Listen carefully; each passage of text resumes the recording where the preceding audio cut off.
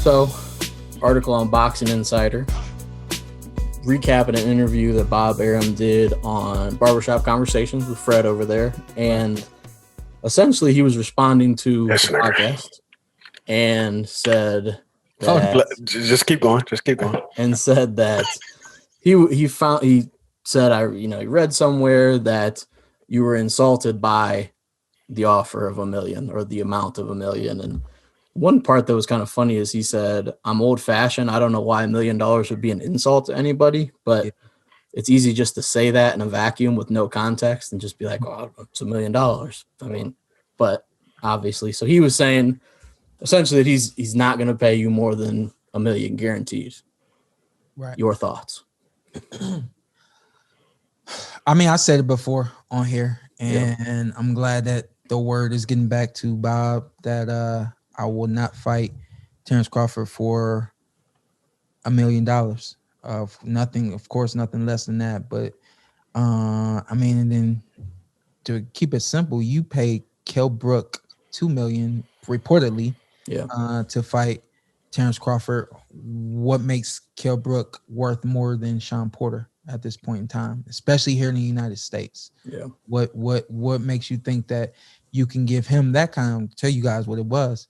What makes you think you can give Kell Brook $2 million and not feel that a fight with Shawn Porter is exciting enough to be paid more, is going to get you enough revenue that you can pay Shawn Porter and Terence Crawford more than you paid Terence and myself?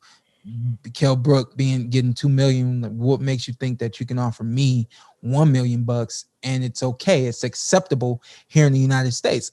And I get it. For a lot of people, $1 million is a lot of money. However, when I've been in this sport, as long as I've been in it and I've been able to make the money that I've been able to make, I understand the business of boxing at this point and understand that to even begin negotiations at $2 million is an insult. And everybody in the sport of boxing knows that the welterweight division is the hottest division in boxing, and if anything, second to heavyweight. But we command a lot of money, we command a lot of attention, and this fight will do all of that and more. And for him to say that he's old fashioned and he doesn't think that $1 million is not chump change. It's not chump change to somebody else, but to Shawn Porter, it's chump change. So here's the thing: you offer Kell Brook $2 million because you knew that $2 million will get Kell Brook in the ring. You knew that Kell Brook had not been in the ring in some time, and that $2 million was enough for him. It's not enough for Shawn Porter. However, you know the only way you can stay away from Shawn Porter and try to justify it is by saying $1 million is not chump change. I'm paraphrasing, but for you to say $1 million isn't chump change or is a lot more money than most people would consider, or whatever, however he worded it, not for me. And you know that, and you know the only reason why you would offer me, if you are willing to offer me only $1 million, is because you really don't want Terence Crawford to have that fight. And you know that I'm going to say no. And you're going to tell people, well, $1 million is a whole lot of money. He's got a couple of losses and he doesn't have any belts. And where's the risk and the reward? And so I can say everything that you're going to say, Bob. I know everything that you're going to say. I understand it. However, it's not acceptable. It doesn't make sense. And I can guarantee that if there's fans in the stands, we will fill up whatever stadium you want to take the fight to. And if we do it on pay-per-view, we're going to sell more pay-per-views than Terence Crawford's ever sold before, because now he's fighting Shawn Porter, and I am a pay-per-view draw. And also his follow-up essentially was that you should work with him on a deal on upside, that if you think you can get fans in the seats and get viewers, work with a deal to get kickback on that rather than more guaranteed purse. So I saw that. That's kind of his response.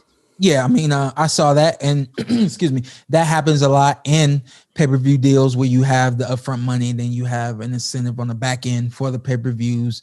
Been there, done that, and I dig it. However, the only way I can get in the ring is if it's worth my while. I know what I can do and I know what I can guarantee, but it takes two to make it happen. If I'm the only one getting out there working and dealing to make this fight as big as it can be, and you got another guy who's not willing to go where I'm willing to go or do the things that I'm willing to do to sell this, and then you're looking up and the fight didn't sell as good as, well, Shawn Porter guaranteed it was going to sell X amount. Well, Shawn Porter essentially did it all by himself, so don't tell me you're going to offer me upside incentives if you're not going to make both fighters do what it takes to publicize this fight and promote this fight and make it happen.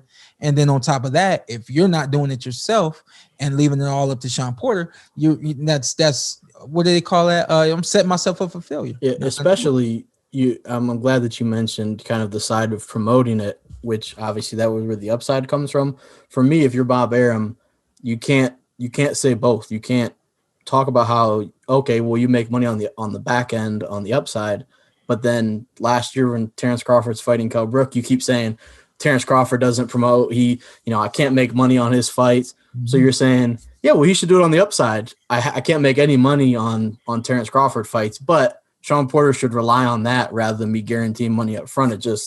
It doesn't make any sense. But I told my wife a long time ago, I said, you need to learn me. You need to learn what I'm into, what I'm not into, how I am, what I do. I said, if I come into the room and I have a certain face, a certain expression, you should know how I'm feeling, what I'm thinking, so on and so forth. Bob, you should have took time to learn your fighter, learn how your fighter likes to promote, learn what makes your fighter tick. I know Terence from seeing him from the outside and also from knowing him. I know what we could do to make a fight big and to make the fight happen. But Bob, like, you got to do some work. And that goes back to what we were talking about last week. Sometimes these promoters, these managers, these people in place to make these fights as big as they should be aren't willing to do the work that it takes to make it happen. When you talk Terence Crawford not being the type of fighter that promotes his fights and makes these fights big, then you should have figured out a long time ago how your fighter ticks, what your fighter likes, what he doesn't like. You should have learned your fighter. That way, when it came time to promote him, you knew the best options to go to promote fights for Terence Crawford. Y'all done? Y'all done? Yeah. Oh, yeah. My fault. Yeah. No. Don't be mad at us because your ass is in the red. Make the fight. You're the reason why you're gonna lose your damn fighter.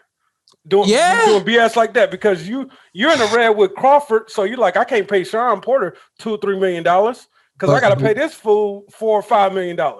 Yeah, you should have thought about this before you got in the red and you didn't sign the welterweights. You did bad business. Yeah, you've been doing bad business ever since Floyd left you. Let's talk about and Pacquiao. Yeah, and Pacquiao. Let's be honest. Being in the red, and you're just you can't put yourself in a position where now you're showing that your fighter is, if anything, quote unquote, avoiding fights or avoiding fighters. There's at least a couple of fighters at this point by now that he could have fought, Terence Crawford, who are top 10, top 5 challengers, and he has not done that. So. You fought Amir Khan. We knew what Amir Khan was going to do.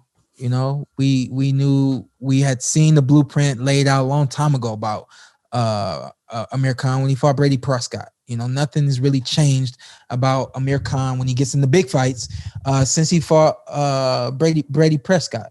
And Brady Prescott changing his name to the Conqueror was an all-time nickname switch, by the way.